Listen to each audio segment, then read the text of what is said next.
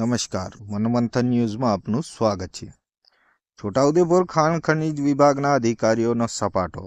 છોટાઉદેપુર ખાણ ખનીજ વિભાગની ટીમ દ્વારા છેલ્લા 10 દિવસમાં મોજે કેવડી, અલસીપુર, નસવાડી રોડ, સંખેડા ખાતેથી 8 ટ્રકો તેમજ મોજે, અલ્હાદપુર, માકણી, મોટી રાસલી, લોઢણ, કુકણા, જબુગામ, કોટાલી તેમજ છોટાઉદેપુર વિસ્તાર ખાતેથી સાદી રેતી ખનીજનું બિન અધિકૃત ખનન વહન કરતા 20 ટ્રેક્ટરો સીઝ કરી આશરે ₹2,80,00,000નો મુદ્દામાલ જપ્ત કરી ધોરણસરની કાર્યવાહી હાથ ધરવામાં આવેલ છે।